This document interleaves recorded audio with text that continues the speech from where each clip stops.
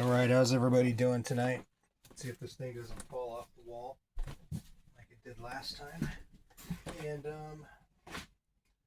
oh, I guess Rocky's gonna join us. I don't know if you all can see him, but he is there. As is always and usually the case. There's my buddy. I guess he would be like a mascot if I had a mascot, right? Even though we don't have a mascot. Alright, it's going to be pretty brief tonight. And, we're talking about last time we did this, and the time before that, and the time before that. Excuse me, my allergies again. That's promise I'm not doing crack or cocaine or anything. I've never done anything like that, and I never will. But, we were talking about King Saul and the Saul regime, which is basically what the church looks like today, I'm sorry to say. Hate to be the bearer of bad news, but that's, what I see. And I don't know if God is just allowing that to happen, or if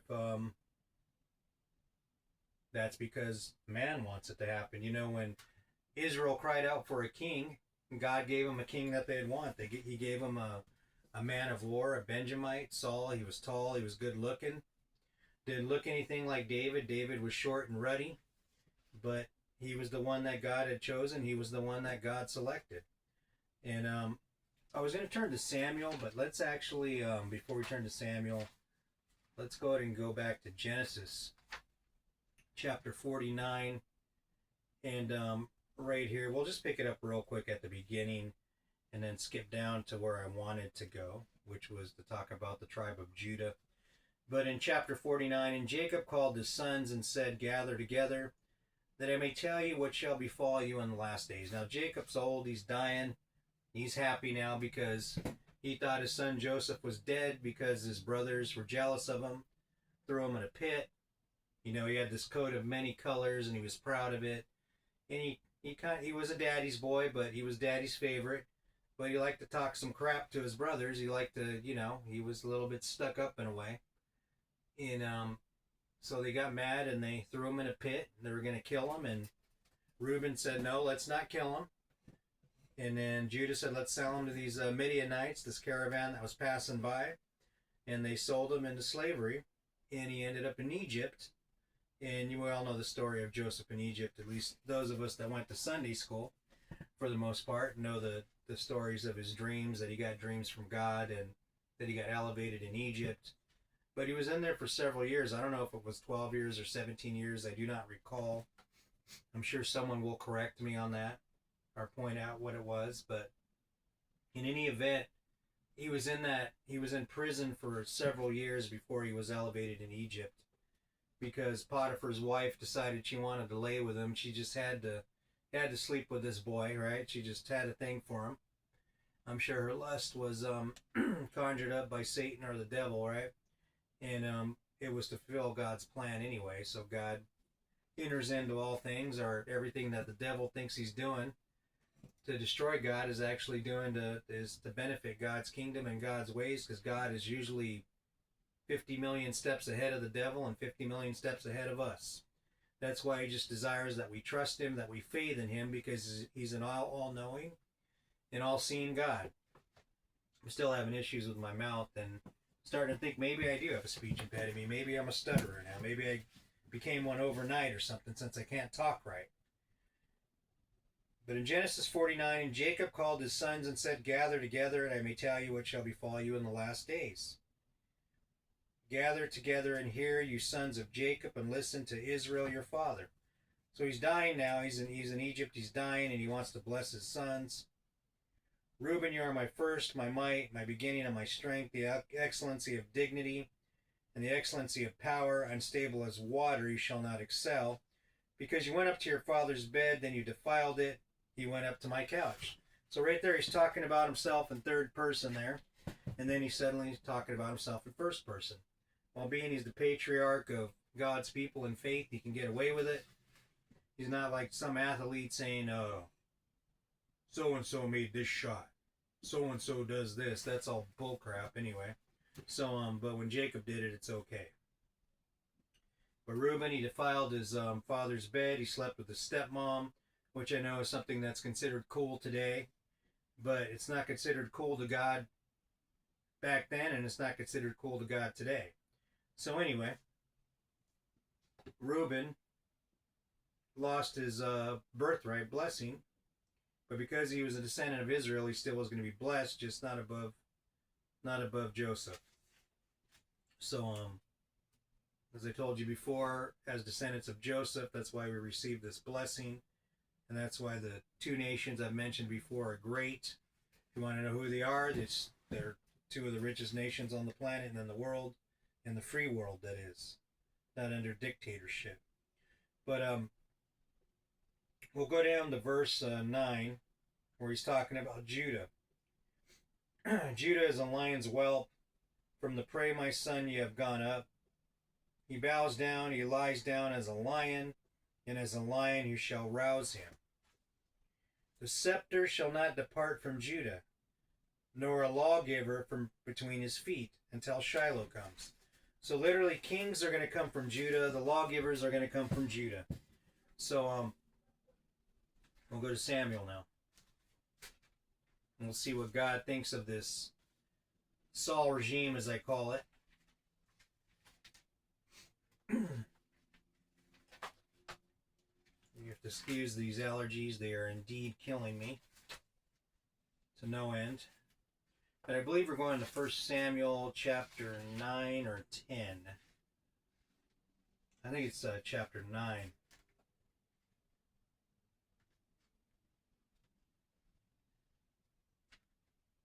There was a man of Benjamin whose name was Kish, the son of Abiel, the son of Zahor, the son of Becharath, the son of Aphihai, a Benjamite, a mighty man of power. And he had a son whose name was Saul. So his dad was literally a mighty man of valor, a Benjamite, a tall man. So Saul's going to be in the same vein. And he had a son whose name was Saul, a choice and handsome young man. There was not a more handsome person than he among the children of Israel. So look, Israel cried out for a king. They wanted to be like everybody else in the world. They didn't want to be led by a prophet. They didn't want to be led by God. They didn't want to look like the fruitcakes. They didn't want to look like the nuts. They wanted to be like every other nation. The choice and handsome young man. There was not a more handsome person than he among the children of Israel. So he's the best looking dude in all of Israel. Out of all the 12 tribes of Israel that would later become 13 tribes, he's the best looking one. So it's actually 13 clans now because Joseph had already split into 2 tribes. From his shoulders upward, he was taller than any of the people. Now the donkeys of Kish, okay, so they're using donkeys, not jackass. King James uses jackass, I believe. Should have got the King James for this one, so I could just say jackass over and over to offend everybody. Now the donkeys of Kish, Saul's father, were lost. And Kish said to his son Saul, please take one of the servants with you, and arise and go look for the donkeys. Go look for the jackasses. So we got a jackass looking for a jackass. This is very, how would you say this? This is like foreshadowing. So he passed through the mountains of Ephraim and through the land of Shalisha, but they did not find them. Then they passed through the land of Shalim, and they were not there. Then he passed through the land of the Benjamites, but he did not find them. When they had come to the land of Zuph, Saul said to his servant who was with him, come, let us return, lest my father cease caring about the donkeys and become worried about us. And he said to him, look now, there is in this city a man of God, and he is an honorable man. All that he says surely comes to pass, so let us go there. Perhaps he can show us the way that we should go. Now, Saul ends up getting anointed by the prophet, by the man of God, to become king of Israel. But he wasn't God's choice. God gave the people what he wanted. Look, if you want to go to some slap-happy church that does nothing for God, absolutely nothing, If you want to do that, God will let you do that. Now, look, even in these churches that do some of these crazy things that they do, if people are getting saved, if they're getting born again, that's a good thing. Okay, that's a good thing. But if you got a church that's full of a bunch of birds that don't even care about God or the things of God, what good is that? What good is that? Israel wanted a king. Israel wanted to not be the fruitcakes. They didn't want to be the outsiders. They didn't want to be different. They wanted to look like every single other person in the world. Pastor, you say, Brother Rick, I almost called myself a pastor. Whatever. Other people can call me that if they want. You probably say, Brother Rick, what the heck does this have to do with church history? This has absolutely everything to do with church history, because this shows you the stupidity of this diseased Adamic race. This shows you the moronic idioticness of us as people. God is not on trial. God will never be on trial. God is not here to serve us. We are here to serve him.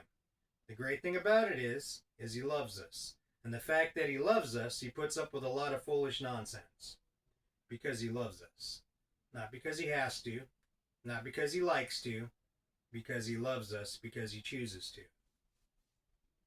So, if you want, if most of the church world wants to be a King Saul church, they can be a King Saul church. Personally, I may be a crazy man sitting in a chair, but I want to do it like David did, apart from laying with Bathsheba and killing her husband and all that stupidness, apart from that, not that part. But he was a man after God's own heart. He had a heart for God. He had a heart for the things of God. And God loved him. He was the apple of God's eye. And he was the choice of God. Because it foreshadows it 100%. I said you got a jackass chasing a jackass. Okay, I didn't need to say it that way, but you got King Saul out looking for a donkey. Chasing after some donkeys. But David, all alone, is out there tending the sheep. Tending God's sheep. Foreshadowing that he would shepherd God's people later in life. When the wolf came, he fought it with his bare hands and he killed it. When a bear came, or a lion, he fought it with his bare hands and he killed it. So when it came time to defend Israel against a 9 foot 9 inch jerk named Goliath, he said, this giant will be just like the bear, just like the wolf, just like the lion, just like them, and God will deliver him into my hand. He said, on this day you have defiled the armies of the living God. But what did Goliath say? We defy the armies of Israel. But David said, no. You have defied the armies of the living God, and I will cut off your head and feed your body to the birds.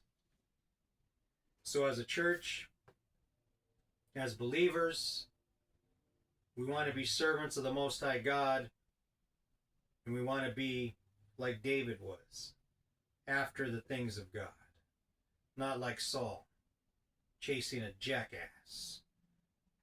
When I say that it's like the Saul regime, and it's like the Saul church, because you got a bunch of selfless people that don't care about God, that care about their status, care about pleasing the people, and that's what Saul's sin was.